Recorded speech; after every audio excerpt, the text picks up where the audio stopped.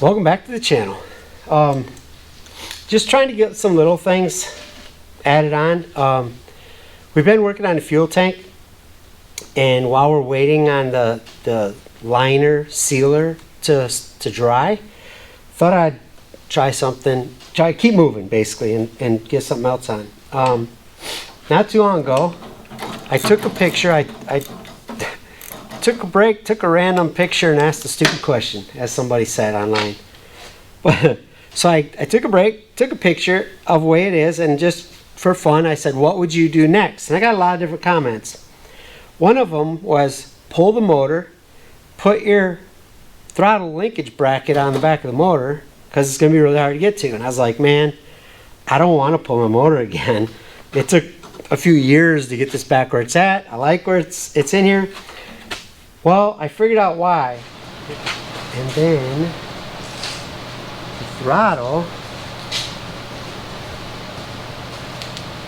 Did you already find the gas pedal linkage? Yep. It's kind of sticking out right there.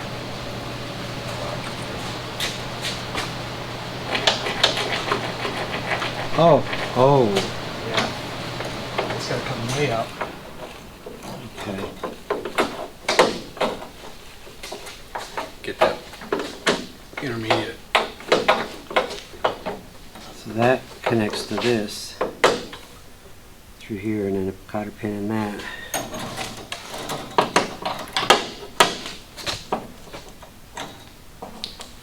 Oh man.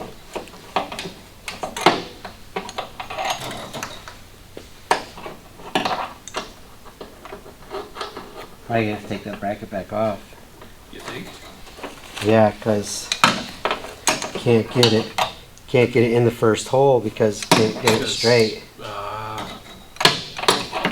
with that in the way, is it in the way of a bolt?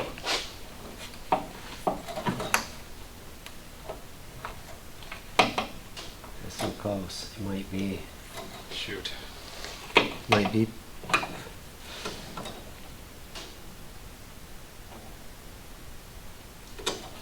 Why would they do that? Probably because all this is supposed to be done with the motor out. Holy crap, that's gonna suck. Well,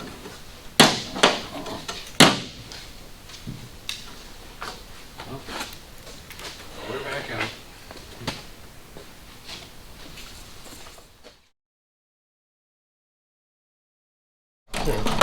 Swearing.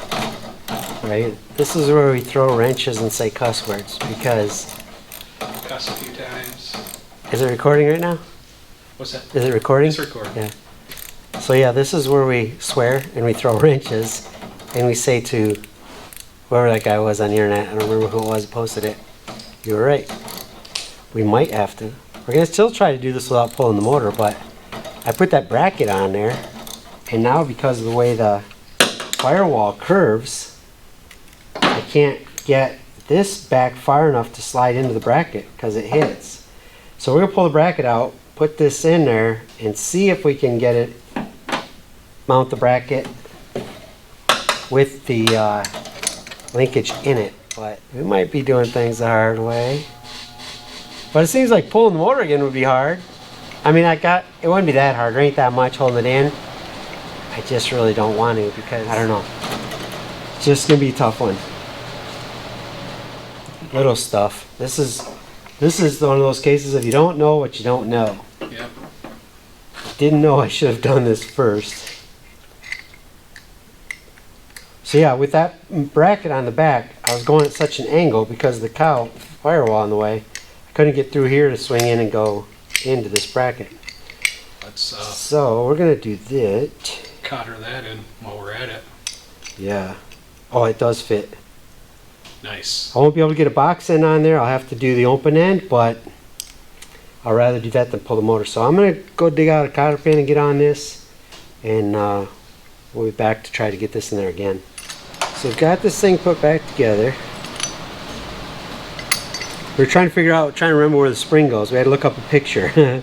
But the spring goes in between the linkage bracket, the mounting bracket, as you can see, right there, between that brace and the bracket. So got this all mounted back up, got it all cothered up, So now we get to slide it back there and try to bolt it to the block again. I think I got pretty lucky the first time. I'm gonna try, hopefully I get that lucky again and find the bolt holes.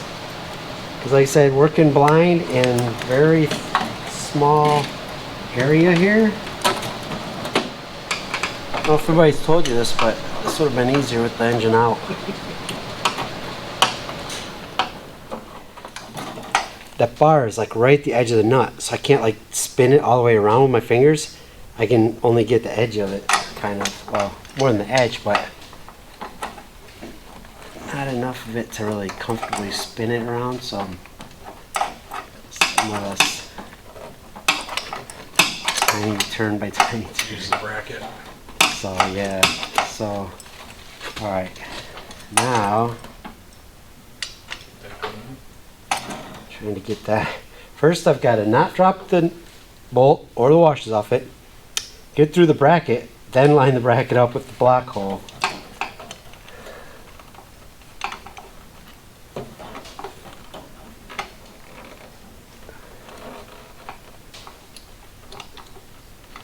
Well, now I know for next time I buy a Willys and pull the motor.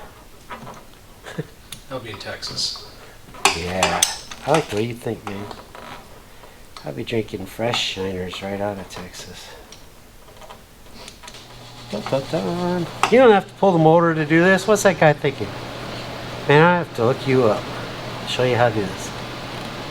Would have been, if I had the experience and the know, it would have been a lot easier, obviously. But since I didn't know, and I don't have that experience, and you do things the hard way and you get it done. Probably something else I don't know that he's probably laughing at me going, huh, you got that far. Wait till the next part that I don't know that I missed. I'm not going to be able to get the box end on that. I think I'm seeing the 1x2 wood between the body and the frame. Oh yeah. Wow. Yeah, they used, I think it was oak inside the hat channel as reinforcement. But Just as filler. yeah, and problem is it seems to hold moisture and rot that channel inside out. But I've seen like old, if it was Model A or Model T, they probably both did, where they used it up in the A pillars or B pillar maybe it was.